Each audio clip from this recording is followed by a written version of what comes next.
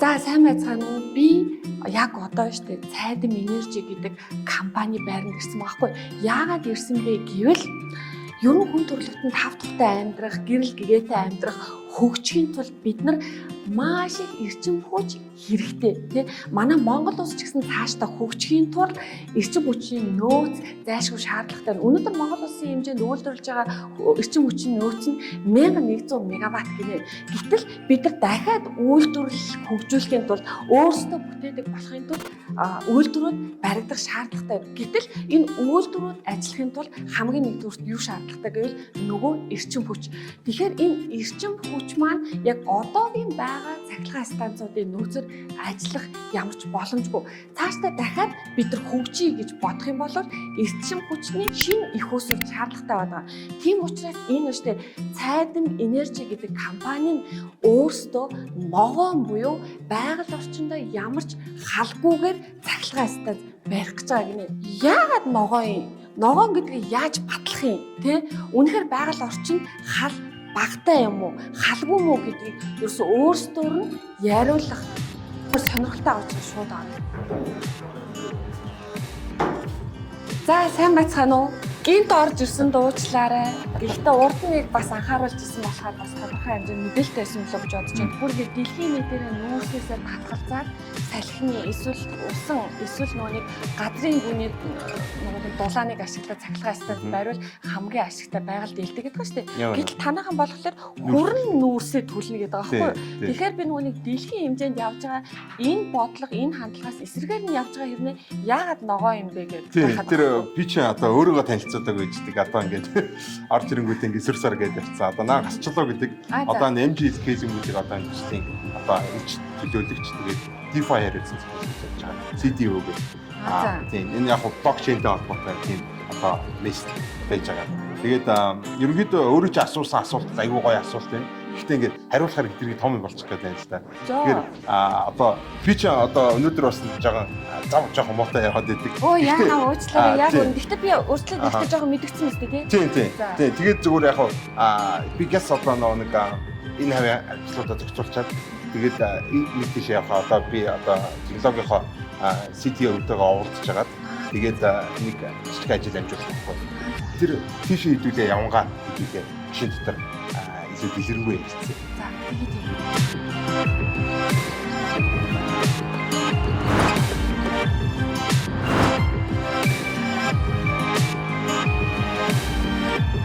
За тэгээд экологик байдлаар экономик одоо ингээд максималчилж байгаа байхгүй юу? Ногоон эдийн засгийг хөгжүүлэхэд хувь нэмрээ оруулах. Тэр ардаас хүрэн нүүрсийг туршиглана гэдэг ба штэ. Тийм болохоор тэгээд тэрийгэ ногоон байгальд ээлтэй гэж тодтоод байгаа учраас яг нэг технологийн ямар юм бол гэдэг бүр ингээд аягүй сонирхол татаад байгаа учраас байшгүй асууж байгаа. Тэгэхээр энийг нэгдүгээр одоо үзэж байгаа хүмүүс ч юм бол энгийн хүмүүс байгаа шүү дээ тий. Миний хэмжээний одоо ойлголт мэдлэгтэй хүмүүс байгаа. Тэгэхээр бид нарт ойлгуулаад тайлбарлаад өгч. Ногоон гэдэг яг шалгуур нь юу байна? Одоо юу яаж байгаа вэ? Одоо Монголд одоо яг салхины ч юм уу одоо нарны ч юм уу цахилгаан станц барих гэж бодоход одоо тэр нөөц нь одоо илүү хавцтай ч юм уу тий. Одоо усан цахилгаан станц барих гэдэг нь хөвчтэй гадар байхгүй ч юм уу асуудал байгаад байгаа байхгүй. Тэгээ Монгол болохоор одоо хамгийн боломжтой болохоор одоо дулааны цахилгаан станц байгаа гэдэг нэг. Хоёр талаар өвөр Монголд одоо ингээд яндангуй цахилгаан станц ингээд туршсан байгаа байхгүй шинэ. Тэгээд аль хэдийн ингээд туршсан. Тэгээ Монголд ингээд баригдах юм байна гэдэг бүх ингээд дургуй тооцоог нь хийцэн. Ингээд одоо бараг л одоо ингээд шууд барилгын ажил явагдахад бэлэн болсон байж байгаа гэсэн. Одоо эх оноос бид нэр барилгын ажлаа шууд одоо цахилгаан станц 4 блок байж байгаа. Эхний блок нэгээд одоо босгоод эхэлж байна гэсэн. Тэр яндангуй цахилгаан станц гэдэг нь аягүй сонирхолтой. Яг үнэ. Тийм одоо ингэж байгаа одоо агаарын бохирдлын ихэнхийг нь одоо тэр одоо хортой хийнээс гадна нэг нарийн ширхтээ тооснууд эзэлдэг. Тийм. PM шүү дээ тийм. Энэ нарийн ширхтээ тооснууд ч одоо хүний биед одоо хорт тавдар үүсгэж जैन одоо уушиг бодоо олгож जैन гэдэг асуудлууд байж идэг. Тоосон тэрийг яаж алга болгож байгаа гэхээр одоо тэр одоо бидний байх гэдэг тэр цахилгаан станцаар бол яндангуй. Тэ яндангуй гэдэг нь болохоор огт утаа гарахгүй гэсэн үг ш. Өөр нэг одоо ингээд нэг бүдүүн яндан ингээд нарийнхан яндан байдаг шүү дээ. Нэгнээс нэг жинхэнэ тоостой хортой утаанд гараад идэг. Нөгөөтөөс нь зүгээр усны уур гарч идэг тийм. Тэгвэл тэр том яндан дотор аваачаад тэр одоо утааныхаа яндан хийцэн гэсэн. Тэнгүүд нөгөө нэг уураараа тэр нөгөө нэг жижигхэн тоосонцор одоо янз бүрийн тэр партикл гэдэг байгаа шүү дээ. Тэдрийг ингээд шүүчиж байгаа. Нэг ийм уурын яндан дотроо дахиад нөгөө нэг гадна талд байдаг өндөр хортой яндангаа уурын яндан дотроо тавьчих. За. Тэгэнгүүт л одоо нөгөө нэг усны ууран дотроо нөгөө нэг жижигхэн агаарт цацагдаад байгаа юу чинь одоо тэр жижигхэн ширхтэй PM-үүдийг чинь ингээд юу ач шүүчиж гэсэн. Одоо энгийн цахилгаан станц бол станцын хажууд бол баг ялгаруулахгүй байлаа 25 дахин баг ялгаруулалттай тийм болчихж байгаа байхгүй. Тэгээд хүрийн хийд одоо тэр бусад хортой материалууд нь бүгдээрээ ингээд багсчихна гэсэн. Тэгээд дэлхийн доллар болохоор бас амар сонирхолтой. Бид нар эко хэрнээ одоо бизнесээ одоо шиг нь бас нэмэгдүүлэх гэдэг ингэж байна. Бид нэр агаарын бохирдлыг олборлох боломжтой. Олборлоод тэргээ одоо мөнгө болох боломжтой. Агаарын бохирдлыг олборлох. Тийм, яг үнэ. Одоо сүүлийн үед бол одоо сүүлийн үеийг ер нь бол баг 10-20 жилийн өмнөөс дэлхийн доллар одоо ингээд дэлхийн асуудлуудад эхэлж байгаа шүү. Одоо 50-аад орон улс орнууд нийлж байгаад одоо гэрээ хэлцээр хийж байгаад за ингээд энэ дэлхийн долларлыг хэдүүлээ буулгах гэд ямар нэгэн дөрвтэй арга хэмжээ авъя гэд. Тэгээ нөгөө нэг cap and credit, carbon credit гэдэг нөгөө cap and trade гэдэг нэг юм аргуудыг Америкт одоо хэрэгжүүлж байна. Одоо юу Европод бол одоо ингээд carbon credit гэдэг юм хэрэгжүүлж байгаа. Тэр нь бол ерөнхийдөө зүгээр нөгөө нэг энэ одоогийн нүүрсний цахилгаан станцуудын одоо энэ хүлэмжийн ялгаруулалтыг бууруулах тийм зорилготой. Гэтэ эдийн засгаар зүгээр очоо шахахгүй. Одоо тий одоо наадхаа бууруул тэгээд одоо ингээд энэс их гарах юм бол та нар битгий ингээд наадхаа түлээдэг болохгүй байхгүй юу? Яг бол энэ чинь ингээд бүхлүүдэн эко систем одоо тий эдийн засаг явж байгаа. Тэнгүү тэрийг ингээд баг багаар бууруулахын тулд бид карбон кредит гэдэг ирэх болгочихж байгаа. Нэг одоо тоон одоо хүлэмжийн ялгаруул ирэх. Нэгэн үнэтэй байгууллагуудаас ингээд за ийм хэмжээний хүлэмжийн ийгэл танахан яг уу одоо ялгаруулж болно гэж байгаа юм байна шүү дээ. Тэнгүүд том цахилгаан станцууд бол одоо тэрийг ингээ ашиглаж дуусчаад тэгээд ингээд одоо тэр жилдээ ингээд дуусчингууд одоо юу болчих шүү дээ. Дутуу үлдсэн тэр хэсгээ одоо өөр газараас судалдаж явах боломжтой. Нэгөөсөнд та нар имийг л ялгаруул тэрнээс цааш битгий ялгаруул биш. Наадах гэж би сонссон юм. Авчаад одоо ялгаруул дуусчаад нөгөө бүх кредитээ дуусчих юм бол бусад хэмсэн одоо кредитүүдээ хэмсэн газруудаас судалдаж явж байна. Жишээ нь одоо жижигхэн цахилгаан станцууд өөрсдийнхөө одоо нөгөө нэг ялгаруултыг зөвхөн нэг ганц хоёр шинжилт хийгээд апдейт хийгээд ингээд сайжруулчих жаа. Ялгаруултаа бууруулчих болж байгаа. Түүн нөгөө нэг дээрээс ирсэн карбон кредит чинь тэдэрт үлдчихнэ гэсэн үг шүү дээ. Тэгээ үлдсэнийг нь ингээд тэдэрт нөгөө том цахилгаан станцуудад зараад тэгээ мөнгө хийх боломжтой. Манайх бол одоо ингээд ихний 10 жил дотор ингээд багтаагаад нөгөө нэг замгны аж ахуйгаа ингээд бүр ингээд цахилгаан станцаас гарч байгаа бүх одоо CO2 одоо хүлэмжийн ялгаруултыг 0 болгох одоо бүр юутай явж байгаа. Одоо төлөвлөлтөй явж байгаа. Тэгвэл бидэрт одоо тэр одоо хүлэмжийн ялгаруулалтаас өгж байгаа карбон кредитийг бид нар өөрсдөө олон улс зараад мөнгө болох боломжтой. Нэгөөсөнд манай цахилгаан станц бол зүгээр нэг эко байгаа юм биш одоо тий ихэнх тохиолдолд бизнестэй уягдж өгдөггүй шүү дээ одоо эко гэдэг юмнууд тий. Тэнгүүд ингэж бизнестэй уяж байгаа нь амар сонирхолтой. Яг л бид нар өөрсдөө энэ эко байснараа илүү ашигтай ажиллаад байгаа. Тэгвэл хамгийн гол нь одоо тэр чинь цахилгаан станц чинь нүг хүрэн үүсэл шатаан штэ 1000-аас 1300 1500 хэмт шатаан шатаахаар тэнцээ халуун үүснэ. За халуун үүсгэр мэдээ цахилгаан гарна. Гэхдээ тэр тоног төхөөрөмжийг хүргэхийн тулд маш их хэмжээний ус шаардлагатай. За жишээлбэл бид нар нүг ухаан удгийн билүү өмнө говьт байгаа тэр нүг цахилгаан станц бол секундэд 40 тонн усыг ашигладаг гэж байгаа байхгүй юу? Танах болохоор чи ухаан удгийн цахилгаан станцаас дахиад 3 дахин их хүчин чадалтай гэхээр чинь секундэд 1200 бараг 120 тонныг ашиглаж байгаа байхгүй юу? Энэ усыг яаж шийдэх юм? Бид нар бол байгаль экологид бол хамгийн л хор багтаагаар хийхийг эрмэлзэж байгаа. Одоо жишээлбэл ямар цахилгаан станц ирсэн гэсэн усын асуудал үүснэ. Тэрийг ямар их үүсвэрээс татж гин гэдгээс шалтгаалж шүү дээ. Бид нар бол өөрсдийнхөө ордны доор ингээд байж байгаа усыг ашиглаж байгаа. Нэгэсэндээ өөрсдийнхөө усыг ашиглаж байгаа адилхан гэсэн үг. Одоо тэр бол яг одоо өөрсдөө ус гэж байхгүй шүү дээ. Тэр чинь зүгээр газрын гүнд байгаа дэлхийн ус л болохоос таамаг гэж байна. Мэдээж одоо нүүрс ч гэсэн одоо бас бидний нүүрсгээр бас гэдэг шүү дээ. Дэлхийн нүүрс байгаа гэдэг. Агаар мандал ч гэсэн одоо бас дэлхийн агаар мандал байгаа гэдэг тийм. Тийм болохоор бид нар аль алинд нь лээлтэй байх хэрэгтэй.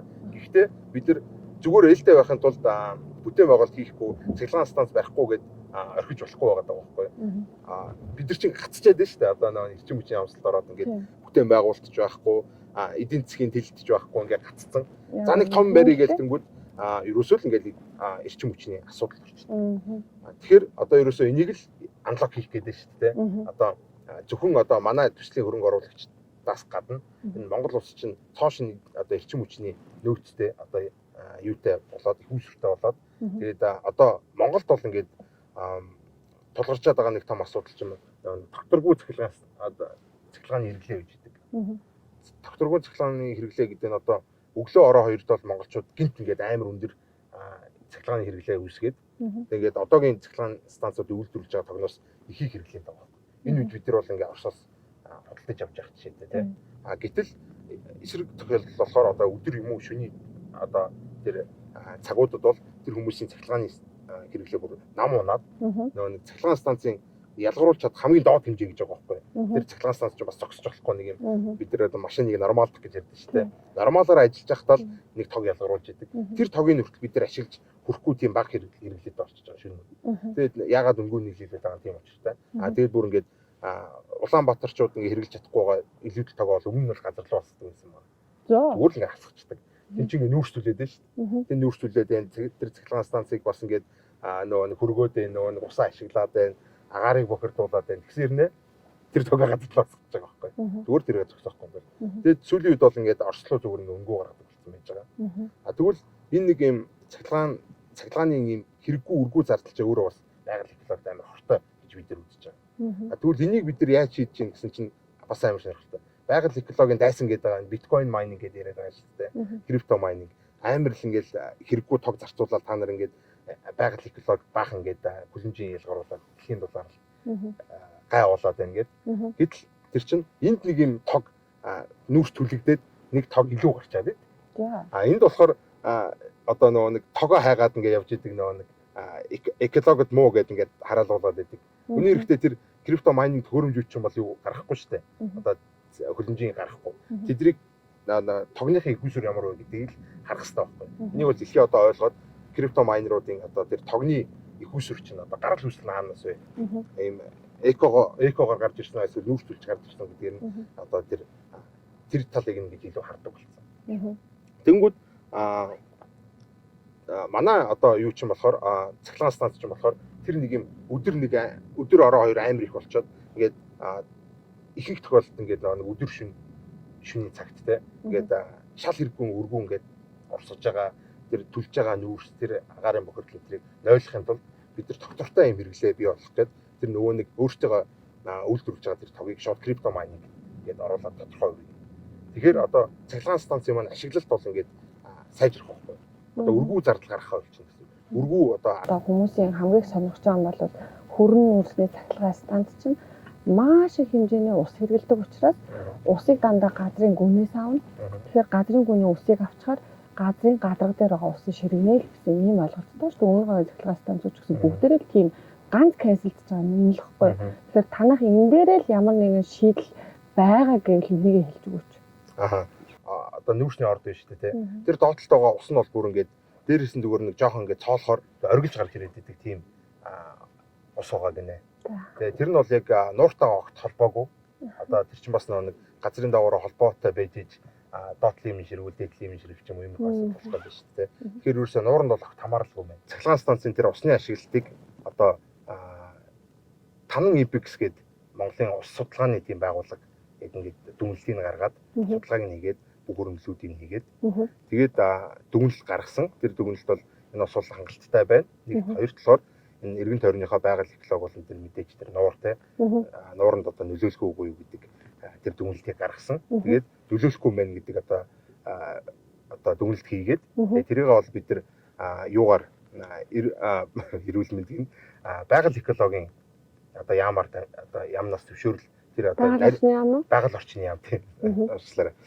Байгаль орчны яамд тэр судалгаа өгөөд илүү наривчлсан судалгаа хийлгүүлээд тэгээд ингээд бас юугаа зөвшөөрөл авцсан. За энэ байгаль экологид тийм асуудал бол байхгүй мэн гэдэг тооцоо бол гараад дүгнэлт гарцсан. Тэгээд ингээд зөвшөөрөл авцсан. Тэгээ явж байгаа. тийм цахилгаан станц болж байгаа. Бид нар чи ингэж боддог штэ.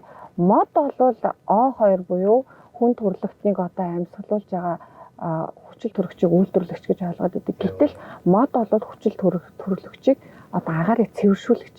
Харин далай буюу далайд байгаа замг нь хүчил төрөгчийг үйлдвэрлэгч гэж явж байгаа байхгүй юу? Тэгэхээр чин танах тодорхой хэмжээнд замгийг бий болгоод тэгээд замгаа нөгөө өөрсдийнхөө гаргаж байгаа бага хэмжээний CO2-ороо тэжээгээд эргээд O2-ыг хүчил төрөгч гэжтэй тий тэрийг агаарт одоо ялгаруулна гэж би одоо тэгж ойлгоод байна. Яг үнэ. Тий одоо наад чинь бол ингэ давхар одоо ингээд ашигтай гэж яриад байгаа тэр байгаа байхгүй. Одоо бид нэр байгаль экологид ээлтэй болох гэдэг одоо замг ингээд одоо замгаар одоо юугаа хөлөнжийн хийгээ боловсруулуулад байдаг. Одоо эн чинь зүгээр л энгийн л өөрөө чинь хэлдэг нэг байгалийн процесс явж шít. Гарцсан байгаа агаарт гарцсан байгаа CO2-ыг бол фотосинтезийн аргаар ургамал ингээд тэр CO2-ыг боловсруулад тэгээд хүчил төрөгч буюу O2 болгоод байна шүү дээ. Тэнгүүд яг ингээд тэр нэг карбон кредит гэдэг одоо тэр хөлөнжийн хийг бууруулах гэдэг дэлхийн дулаарлыг зогсоох гэдэг тэр төсөл бол ерөөсөө ингээд зөвхөн цахилгаан станцууд дээр биш. Одоо усан цахилгаан станц нөгөө сэргийгт ирчим хүч. Тэгээд дээрэс нь одоо тэр байгаль эколог дээлтэй одоо тэр Tesla гэдэг ч юм уу тэр цахилгаан машинууд одоо тэр бүхэл эко гэдэг английн одоо үйлдвэрлэлт одоо тэр үйлчлэгнүүдэд одоо тэр карбон кредит ингэ олгочж байгаа байхгүй. Та нар бол ингээ байгаль эколог дээлтэй юм хийж ингээд хөрөнгө оруулчих. Гэтэ тэр бол тэднэрт одоо CO2 ялгаруулах ирэх үг гэж шагнаад байна шүү дээ. Тэд нар чи ялгаруулахгүй юм чинь тэрүүгээр яах юм гингүүд тэд нар чинь нөгөө нэг дулааны цахилгаан станцуудад зараад тэргээ хөрөнгө оруулалт болгоод ашиглах байхгүй. Тэнгүүд бид нар чинь болохоор бидэрт аль хэдийн нүүрсний цахилгаан станц юм чинь бидэрт карбон кредит хүрж ирнэ. Тэрийг бид нар огт ялгаруулахгүй нөө замгаараа боловсруулчингууд чинь тэр карбон кредитээ зарчиж болж байгаа. Хоёрт нөгөө нэг хүчил төрөгч үйлдвэрлэж байгаа шүү дээ. Тэр үйлдвэрлэж байгаа хүчил төрөгч чинь өөрөө одоо энэ агаарт байгаа одоо агаарын бохирдол одоо энэ дэлхийн дулаарл хөлөнжийн хий гэдэрт бол ингээд эргээр нөлөөлж байгаа нэг юм ерөөсөл байгаль экологтой нүүрс төлөнгүүтэй байгаль экологтой илүү одоо үр шимтэй байгаад байгаа айгуу сонирхолтой төсөл байна. Танай цахилгаан станц өөр эрчим хүчний их усүр бид нар зайлшгүй шаардлагатай учраас байгаль дээлтэй ямар нэгэн цахилгаан станц баригдаасаа гэж чин сэтгэлээсээ хүсэж чинь хүн болгон хүсэж байгаа. Гэхдээ энэ нь байгаль орчинд одоо нүг олон улсын хэмжээнд баталгаажсан стандарт бөгөөд бүх юмарын шалгуурыг нь даваад гарч ирээд одоо ээлтэй байгаасай л гэж хүсэж байгаа байхгүй юу. Тэгэхээр танахыг би замаг үйлдвэрлэх юм байна. Дээрээс нь нүг хамгийн гол одоо хүрэн нөөцний цахилгаан станцаас ялгардаг нүг угаарын хийгээ 25% бууруулад эргээд ямар нэгэн нэг айлын яндангаас гардаг утаанаас бага хэмжээгээр утаа гаргана гэж шүү дээ. Утаа биш. Энэ чинь өөр юм уу те? Тийм одоо тийм тэрэн дээр ингээд хоёр төрлийн юм байгаад байна шүү дээ. Байгаль экологи бохирдуулж байгаа. Нэг нь болохоор тэр нэг нарийн ширхтээ тоосон тэр байгаа. Тэд нар бол ингээд маш том одоо маш том жижигтэй одоо атом молекулын хажууд бол маш том ширхтээ юм. Хүний нэг усны нэг ширхэг усны диаметрийг бараг 30-20 дахин багасгасан хэмжээтэй тийм хэмжээний нарийн тоосон зэрэг байгаа шүү дээ. Гэхдээ тэн чинь нэг юм одоо бодисын хин төлөв гэж яддаг шүү дээ. Одоо жишээлбэл тэр нүүрс хүчлийн хийгээд байгаа. Нүүрс төрөгчийн давхарцалтай. Тэр CO2 чинь ингээд агаарт ялгарч байгаа нь тэр чинь уур биш одоо нэг бодисын хий ялгараад байна шүү дээ. Нөгөө талд болохоор нэг particle гэдэг байгаа чинь яг хий биш. Хатуу төлөвтэй байгаа юм нэ. Маш жижигхэн нарийн ширхтээ нэг тийм надад байгаа байхгүй. Тэгвэл энэ хоёр чинь бас нэг хоёр өөр төрлийн юм гэж байгаа. Гэтэл хоёулаа хүний биед болон байгаль экологид маш хортой. Одоогийн байгаа ажиллаж байгаа цахилгаан станцуудаас бол ерс ялгаатай юм байна. Тэгж ойлголоо. Мөн үү? Тийм. Байгаль экологид хамаагүй ээлтэй нөгөө нэг ялгаруулж байгаа. Үнс гарах юм. Одоо манай хотын хэмжээнд байгаа цахилгаан станцууд чинь үнсний сан гээд мангар их одоо энэ баруун тал тийшээ бол бүр ингэ үнсний сан гээд хэдэн 10 км байгаа штэ. Үнс ялгаруулах уу? Одоо үнсний аж ахуй гэж юм байгаад байдаг. Одоо тэр үнсний аж ахуйгаа болохоор ингээд битүү ингээд агаарт задгай биш савнд савж ижтэй одоо байгууламж дотор үнсний аж ахуйгаа явуулна. Танаас ажилтны парк гэдэг байгаа шүү дээ. Тэгэхээр чинь үнсээс ч одоо хятад энэ төр болвол нэг голын даалан зам мам хийхэд ашигладаг штэ. Тийх боломж бий юу? Тийм одоо тэр үнсний аж ахуй бол тэр үнсийг одоо боловсруулах ажлыг хийгээд байна шүү дээ. Гэхдээ ингээд бид нар чинь тэр аж үйлдвэрийн цогцолбор тэр цахилгаан станц тэр одоо нэг замгны фарм тэгээд дээрээс нь дата центр гэдэг нэг тийм цогц юм байгууламж байх гэдэг байгаа байхгүй. Тэнгүүд тэнцэж тийм тэнгүүд чинь одоо тэр үнсний одоо үйлдвэр нь одоо үйлдвэр гэж одоо аж ахуй нь хажууд нь байж юм гэсэн үг. Тэнгүүд тэр чинь одоо тэр дата центр тэр одоо крипто майнинг одоо бидний тэр байгуулсан байгаа цогцлборт бол ингээд хор овшиг очруулахгүй байхын тулд зайлшгүй ингээд битүүмжлсэн савн дотор байх шаардлагатай болж байгаа. Тэгээд тэр дотор одоо үнсээ боловсруулад тэгээд одоо түүхий болох гэн болоод ингээд үнсээ дахиад боловсруулна гэж ойлголоо шүү дээ. Одоо зүгээр тийм байна тийм. 5 дугаар цахилгаан станцыг барина гээл миний л мэдхээр айл одоо нэг 10 хэдэн жилийн өмнөөс яригдаад баригддаггүй л байхгүй юу? Баригддаггүй шүү дээ. Энийг нэг Оросоос ч атаклдаг гэдэг юм яа гэдэг cancel гэдэг ямар нэгэн байдлаар бариулахгүй байх шалтгаан байдаг юм шиг байна. Боодог. Хятадаас ч гэсэн ямар нэгэн тийм бодлого юм орж ирсэн юм шиг байна. Өөрсдөө ч гэсэн тэгээд байрч чадахгүй ямар ч байсан газар нь тодорхойгүй одоо ч баригдахгүй байгаа шүү дээ. Тэгэхээр танай цахилгаан станц тэгээд энэ улс төрийн нөхцөл байдал энэ геополитикийн асуудлыг даваад баригдаж чадах юм уу? Ер нь бол одоо цахилгаан станц баригдахгүй байгаа гэсэн альсгүй бусад одоо тэр манай дэд төслүүдтэй одоо энэ крипто майнинг цахилгаан станц уул уурхай тэгээ блокчейн дээр суурилсан дата центр гэдэг ч юм уу те иймэрхүү төслүүд өмнө нь бол дангаар ингээд зөндөө явж байсан. Тэгээд миний харж байгаагаар бол эдний ерөөсөө одоо бүтэлтэй болоогүй ганц шалтгаан дандаа тустай яваад байсан.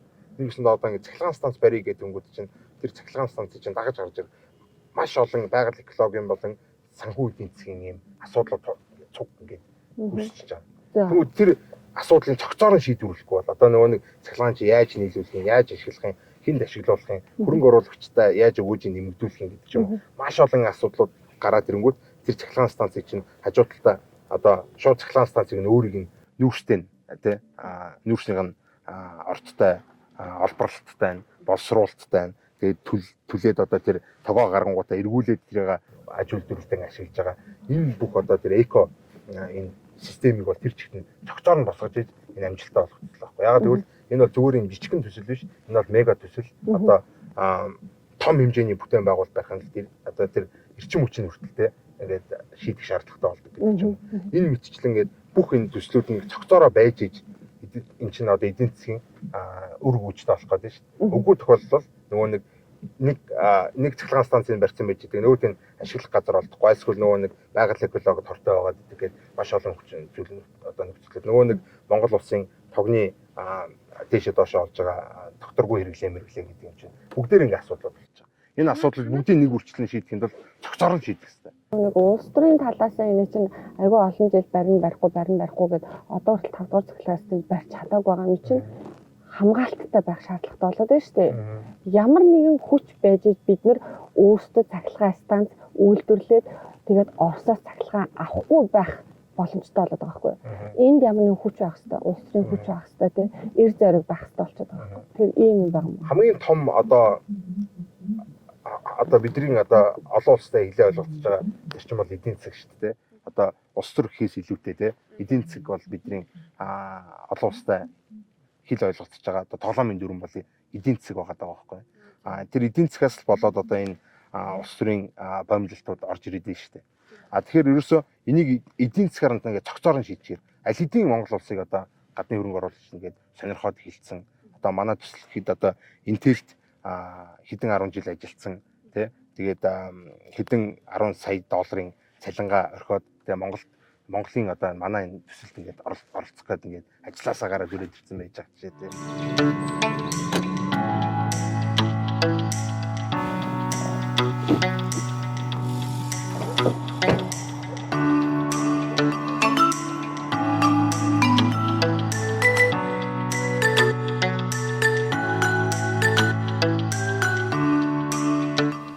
Ер нь энэ компанид яаж орсон юм бэ?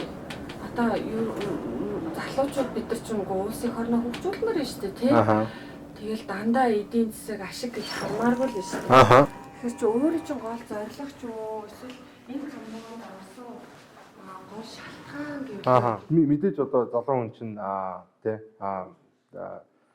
амьдрахын төлөө явж байгаа нэг. Гэхдээ нөгөө талаас нөгөө нэг залуу хүн багцмаа юу яагаад гэж нэг байгаль эколог миний тэр их юм илүү их санаа зовдөг байгаа даа. Яг тэр утгаараа би чинь байгаад байгаа шүү. Тэг тэр утгаараа одоо тэр чи одоо залуу хүмүүсийн хийх ёстой ажил юм шиг. Ягаад гэвэл яг өмнөх үеийнхэн бол ерөөсөө тий зөвхөн эдийн засаг зөвхөн одоо мөнгө ашиг гэд хараад идэг юм сэтгэлгээтэй. Тэр сэтгэлгээгээрээ одоо тий наад байгалийн дулаалал бидэрт ямар хамаатай эсвэл наад байгалийн дулаалал чинь худлаа гэдэг ч юм уу тий иймэрхүү хандлагатай байгааддаг. Би бол тэр тал дээр бол нэг жоохон активист үзэл бодол байр суурьтай. Одоо байгаль эколог одоо бид нар бол ингээд хайлж хамгаалах хэвээр дэлхийн дулаалал гэдэг бол жинхэнэ гэдэг ч юм уу тий. Тэр утгаараа яг Монголд ингээд яг нэг юм бүтээн байгуул босгож байгаа. Тэгээд дээрэс нь байгаль экологид ээлтэй ийм төсөл болж байгаад нь татагдсан одоо нэлийн дурлсан гэхүүдээ тий. Тэгээд дээрэс нь орчин үеийн техник технологи одоо би ч өөрөө бас сүүлийн блокчейн технологиор нэлийн мэргэшээ явж байгаа. Тэгээд блокчейн гэдэг технологиг ашиглаж байгаа бас надад амар таалагдсан. Одоо эрдэс баялагын дээр бирж гэдэг байгаа бид нар өөрсдөө хийж байгаа блокчейнээс өөрсдөө эрдэс баялагын бирж. Тэгээд тэр крипто майнинг гэдэг юмнууд бол ингээд залуу хүний те ингээд юг чихийг сортолцуулж байгаа байхгүй те. Тийм тэр утгаараа бол яг энэ компанид орсондоо бол маш их бахархалтай байгаа шүү дээ. За энэ бол манай технологийн яг технологийн компьютерийн одоо тэр вебсайт аппликейшн төлбөр тооцоо гэдэг бүх одоо технологийн асуудлыг шийдэж байгаа газар байж байна. Тэгээд манай технологийн гүйцэтгэх захиралтайгаа одоо би яс нэг хальт ажил хэмжүүлээд тэг ярилцчих хэрэгтэй. Тэгээд хэдүүлээ цаашаа явъя. Анхныхаа эхний ном трайлаа гаргаад демого гаргаад ирж байна. Тэр нь гарч ирж бид нар нөгөө хилний файл аваад видео болчихлоо. Тэгээд болох тэгээд дээрс нь пеймент яг араас нь тэгтээ түрүү үйл экономик гэж яаж яасан гэдэг гарсан байна. Араас нь хөөж одоо болох юм шиг байна лээ. Тэгээд энэ нэг гарсны даа. Тэгэхээр нэг дагуул хот гэдэг юм байгуулагдах уу? Одоо ярьсан чи гэсэн үг шүү дээ. Тийм тэнд бол ингээд ерөөсөө тийм чинь дата центр байгаа. Дата центр яг Монгол дата центр бариад байгаа шалтгаан чинь болохоор нөгөө нэг бас л нөгөө хуурай сэрүүн орчин. Тэгээ газар хөдлөл байхгүй гэдэг байгаа шүү. Тэнгүүд нөгөө нэг дэлхийн юуны хэрэглээ одоо энэ датаны хэрэглээ одоо энэ Facebook-ийн Twitter-ийн хэрэглээ энэ чинь бүгдээр нэг юм юу болчихлоо шүү дээ. Ингээд улам ингээд экспоненшл нэмэгдээл улам дата гэдэг чинь мэдээлэл гэдэг байгаа шүү дээ. Мэдээллийн өгөгдөл. Тэгээ энэ өгөгдөл бол ингээд хүндрэлтний үйлдвэр жагуун айгүй үнцэнтэй мэдээлэл байгаа гэдэг. Тийм болохоор энэ найдвартай. Тэгээ дээрээс нь хуурай сэрүүн уур амьсгалтай. Нэг халуун тэгээд нэг чихтэй болоод ирэхэр чинь компьютеруудад амар муу байгаа байхгүй. Крипто майнинг гэдэг төрөлтэй. Тэгвэл Монголын амар идеалны тий амар төгс ингээд зөвхөн тэдрийг л хийхэд зориулсан юм шиг газар байгаа байхгүй. Бид нар л хуурай сэрүүн уур амьсгалтай гэж голоод идэг. Бүх ингээд сул талуудыг бид нар давуу тал болгоод тийг ашиг болгочихж байгаа байхгүй. Тэгэхээр хөрөнгө оруулагчд бол өгөөж л айгүй ихтэй. Тэгэхээр хөрөнгө оруулалт хэрэгтэй юм тий. Тийм. Тэгэхдээ хөрөнгө оруулалтын хан бол бид нар бол ингээд дийлэн хэсгийг бол босгоцсон. Тэгээд одоо мэдээж энэ чинь бид нар босгосон блэ? Одоо яг хэлье. Бид нар болохоор юуны олон улсын хөрөнгө оруулалтын сангуудаас хөрөнгө оруулалтаа ингээд босгож байгаа. Тэгээд ерөнхийдөө 50% нь бол босгоцсон байж байгаа. Нийт шаардлагатай хөрөнгөгаа. Гэхдээ ягаад Монголд бид нэр ингээ хөрөнгө оруулалтыг ингээд санал болгохгүй яваад байгаа гэхээр бид нар чинь Монголд юу хийж байгаа шүү дээ. Монголд үйл ажиллагаа хийж байгаа. Тэгэхээр энэ газар нутгийн чинь байгалийн баялагын чинь эзэд нь байгаа дээ шүү дээ. Тэнгүүт бид нар гадныхан бол айгүй ингээ сонирхоод байдаг те. Бид нар хөрөнгө оруулчих, бид нар бүгдийг авчий гэдэг ингээд байдаг. Гэтэл өнөөхдөө энийг чинь юуг нь ашиг нь хүртэж явах ёстой хүмүүс бол бас монголчууд байхгүй. Тийм болохоор бид нар бүх одоо хөрөнгө оруулалтаа бол гадныханаас босгохоос илүүтэй монголчуудаа бас ингээ санал болгоод тэ одоо боломжоо ингээд цуг хуваалцаад цугтаа ингээд байх те. Тийм одоо зорилготой байгаад байгаа. Тэрнээс бол гадныхан болон ингээд ерөөсөө наад чинь бол ерөөсөө юу вэ? Амар төсөл ингээл одоо хөрөнгө оруулах гал ингээл аль болох их мөнгө оруулчих гэдэг байгаад байгаа. Тийм нөхцөл байдалтай байгаа. Тэгээд тэр шүтэнцийг л бид нар зурхад тэр торхтой дээр тэр эдийн засаг тий манай хөгжил байгаль бүтээн байгуулалтаас бүгдээр тесрэгэл бэлэн болсон байж байгаа. Манай улсад бол одоо эрчим хүчний их усүр, нэмэлт их усүр бол зайлшгүй хэрэгтэй байгаа гэдгийг бол хүн болгон мэдж байгаа. Гэхдээ Оросоос бид нар худалдаж авмааргүй байна. Өөрсдөө үйлдвэрлэгч үндэстэн болмоор байна шүү дээ. Тэгэхээр цахилгаан станц зайлшгүй шаардлагатай. Гэхдээ энэ цахилгаан станц маань үнэхээр байгаль дээлтэй байгаасай гэдэг дээр бол таа ч гэсэн санал нийлж байгаа юм байна. Бид нар ч гэсэн тийм чин хүсэлтэй байна. Тэгэхээр танаа энэ төсөл яг өнөөдрийн ярьж байгаа шигээ яг энэ өнөөдрийн ярьж байгаа шигээ яг энэ чигээ бариад нэгээр босоосай. Тийм бүрэн дүүрэн хэрэгжээсэй гэж бодож байна. Амжилт хүсье.